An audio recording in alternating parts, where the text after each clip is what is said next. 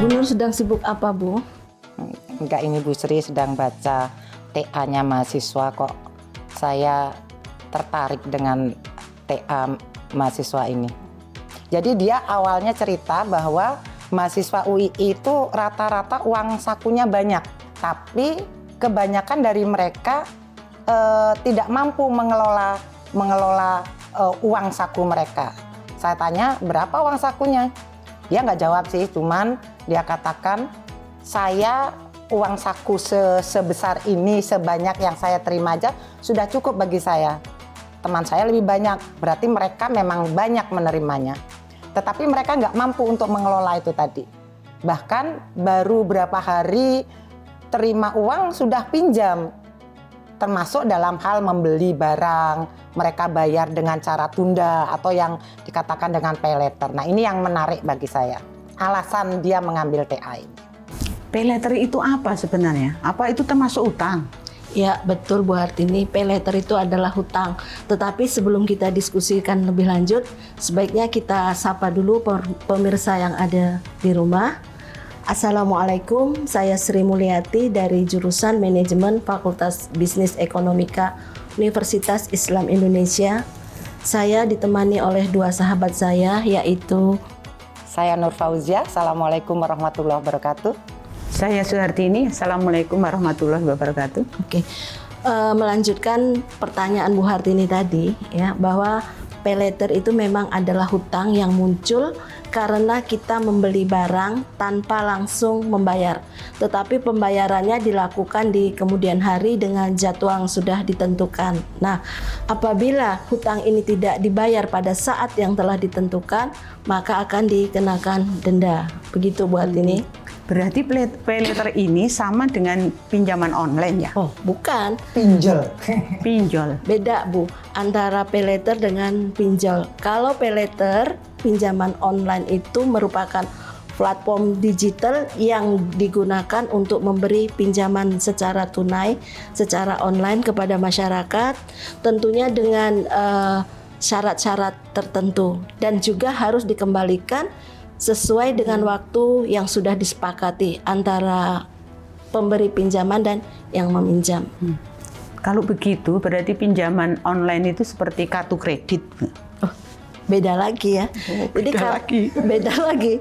Jadi kartu kredit itu dia hampir sama dengan pay later. Jadi memberikan layanan kepada masyarakat itu untuk berbelanja. Pay later itu seluruhnya menerapkan sistem digital, tetapi kalau kartu kredit kan ada bentuk fisik kartunya. Kemudian kalau pay later sepertinya itu kita tidak harus punya rekening di suatu bank. Tetapi kalau kartu kredit kita harus punya rekening di suatu bank, karena kartu kredit itu kan merupakan salah satu fasilitas yang diberikan oleh bank karena kita jadi nasabah di situ. Saya kira itu Bu Hartini. Ini yang menjelaskan dosen keuangan Bu Hartini, jadi sangat jelas.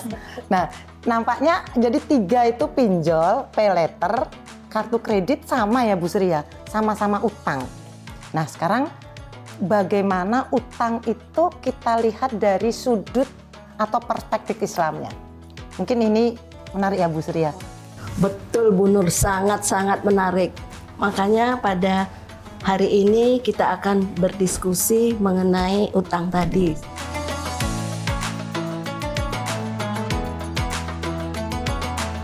Sekarang saya mau ngajukan pertanyaan. Dari tadi kan Bu Hartini nanya terus ke saya toh. Nah, sekarang saya mau ngajukan pertanyaan. Kira-kira menurut Bu Nur dan Bu Hartini, boleh nggak sih kita berhutang di dalam perspektif Islam? Masalah hutang piutang ini sudah diatur secara mubah, diperbolehkan dan dapat menjadi sunnah, dianjurkan jika ini dilakukan untuk tujuan yang baik dan sesuai dengan syariat. Jadi seperti misalkan kita meminjam untuk kepentingan orang-orang muslim, misalkan kayak gitu. Namun yang menjadi bahaya adalah bahwa hutang ini bisa menjadi haram. Kebijaksanaan dalam Islam itu ya luar biasa. Jadi yang dulunya mubah bisa menjadi haram malah.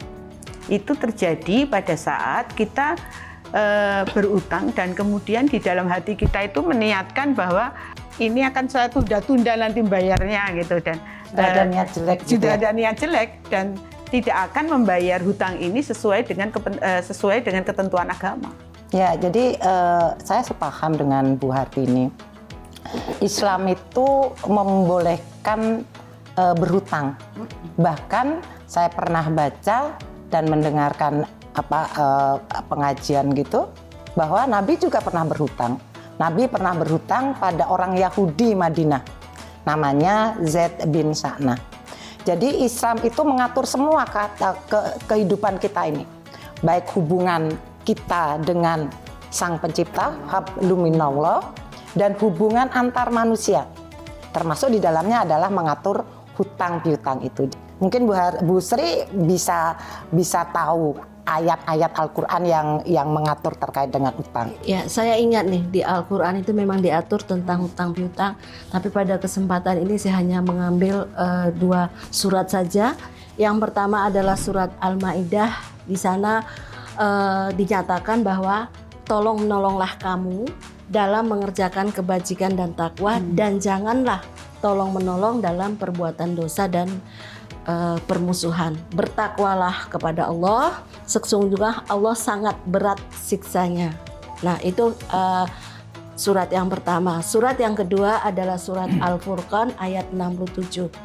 Di surat itu berbicara mengenai prinsip keseimbangan kita di dalam membelanjakan harta.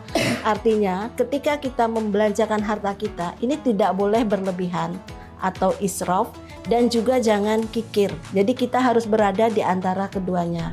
Nah, ayat ini memberikan panduan kepada kita bagaimana caranya kita mengelola keuangan kita sehingga mungkin saja bisa terbebas dari hutang. Lah, kalaupun kita terpaksa harus berhutang, ya bagaimana caranya kita mengelola hutang ini supaya bisa terbayar sesuai dengan janji kita kepada yang memberi pinjam, begitu. Nah, sekarang gini Bu Hartini, tadi Bu Hartini cerita tentang hukum.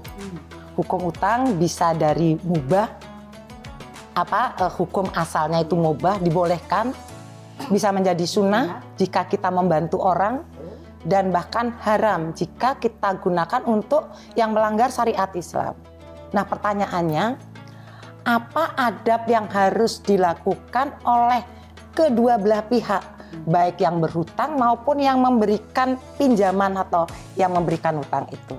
Ada nggak adab yang harus mereka lakukan? Jadi adab dalam berhutang ini, yang pertama adalah adanya kemauan atau berjanji untuk membayar utang tersebut. Jadi berjanji, kita berjanji untuk membayar utang tersebut. Janji pada diri sendiri. Nah, ya. Misalkan dalam Quran surat Al-Isra 34, sesungguhnya janji itu pasti akan diminta pertanggungjawabannya. Jika mereka tidak menepati janjinya itu, maka ia termasuk salah satu orang yang munafik. Tanda-tanda orang munafik itu ada 3. Bila dia berbicara niscaya ia dusta, bila dia berjanji ia ingkar, dan bila dipercaya niscaya ia berkhianat. Kemudian yang kedua, pemberi utang ini sebaiknya memberi tenggat waktu kepada peminjamnya apabila yang berutang itu belum mampu membayar. Jadi sampai waktunya belum mampu membayar, dia harus memberi kesempatan perpanjangan lah gitu. Apabila benar-benar tidak mampu membayar, nah inilah kebijaksanaan dalam Islam. Tadi yang keras sekarang sangat soft, sangat lembut gitu. Maka sedekahkanlah. Jadi digratisi gitu ya Bu, nggak usah bayar. Iya. Oke. Itu Quran surat Al-Baqarah 280. Dan jika orang yang berhutang itu dalam kesulitan, maka berilah tenggat waktu sampai dia memperoleh kelapangan. Dan jika kamu menyedekahkan itu lebih baik bagimu jika kamu mengetahui. Jadi ya sebenarnya pada saat utang itu dua-duanya itu harus memiliki yang utang berjanji untuk mengembalikan, yang diutangi juga memberi kesempatan kalau ada kesulitan gitu ya. Iya, betul, harus sudah siap itu. Kemudian yang ketiga adalah utang itu harus ditulis dan ada saksi. Dicatat, harus ya. dicatat, ada saksinya. Sehingga keduanya itu ingat. Kalau nanti salah satu dua-duanya atau salah satu meninggal dunia, itu semua punya pegangan untuk yang piutangnya ini menagih. Atau yang utang juga bisa kemudian membayar. Nah, gitu. Terkait dengan urusan mencatat ini, itu bisa dilihat dari Quran surat Al-Baqarah 282, itu mengatakan bahwa utang itu yang memang harus dicatat. Utang piutang itu tadi udah ada kesepakatan. Saya pinjam ke Bu Hartini, udah sepakat. Pinjam sekian, sudah dicatat, harus dibayar kapan, kalau besar tadi bisa dicicil katanya ya gitu. Cuman kalau begitu kan udah jelas nih, udah ikhlas. Saya ikhlas menerima kesepakatan itu, Bu Hartini juga ikhlas membantu. Kemudian kapan utang itu dikatakan riba? Oke, saya jawab. Oke, saya Bu jawab Hartini. ya. Nah, jadi Dosen manajemen keuangan. hutang itu dianggap riba apabila ketika kita mengembalikan hutang itu jumlahnya lebih banyak dari yang kita pinjam. Kita pinjamnya 1 juta, ketika mengembalikan jadi 1.100.000. Nah, kelebihan yang 100.000 itu tidak boleh, itu dianggap riba. Saya kira untuk masalah utang dalam perspektif Islam ini sangat menarik dan masih banyak lagi yang harus kita kaji. Tetapi karena waktu yang membatasi, maka diskusi ini akan kita akhiri. Tetapi sebelum diskusi ini diakhiri, monggo Bu Nur untuk menyimpulkan supaya pemirsa tahu inti dari pembicaraan kita tadi. Saya mencoba untuk merangkum apa yang sudah kita bahas terkait dengan utang piutang. Tadi kita katakan bahwa itu adalah hubungan atau dalam lingkup muamalah dalam Islam. Kesimpulan yang bisa saya catat di sini dari pembicaraan kita tadi, yang pertama dari hukum Islam terkait dengan utang piutang. Hukumnya mubah, bisa sunnah, bahkan bisa haram. Itu yang pertama. Yang kedua, orang yang berhutang itu harus meluruskan niatnya untuk tujuan dalam berutang. Sehingga nanti akan masuk kepada hukum tadi. Kalau tujuan dan niatnya itu berbeda, maka dia kena hukum yang berbeda. Yang ketiga, tidak berutang dalam kondisi, kecuali dalam kondisi darurat. Jadi dia memang benar-benar nih saya perlu. Yang keempat, berniat melunasi utangnya. Tadi Bu Hartini sudah cerita banyak. Yang kelima, wajib membayar utang pada waktunya dan tidak menundanya. Jadi kalau waktunya memang dia belum bisa, ya sampaikan dengan baik-baik. Hari ini saya belum bisa melunasi utang saya, tapi dia harus ada niatan untuk membayar. Yang keenam, harus mencatat untuk mengantisipasi terjadi sesuatu di kemudian hari. Dan harus ada saksinya. Yang terakhir ini mungkin yang perlu kita lakukan, terutama pada orang yang berhutang. Jika kita punya pinjaman, doakanlah seperti hadis Nabi Muhammad SAW bahwa barang siapa yang berbuat kebaikan kepadamu, balaslah kebaikannya. Jika engkau belum mampu untuk membalasnya, maka doakanlah. Sehingga hatimu itu benar-benar yakin bahwa kamu sudah membalas kebaikan orang itu. Baik, terima kasih Bu Nur. Demikian pemirsa diskusi pada hari ini. Semoga apa-apa yang sudah kami sampaikan bisa bermanfaat dan menambah wawasan pemirsa semua. Seperti kata pepatah, tidak ada gading yang tak retak, tidak ada manusia yang sempurna.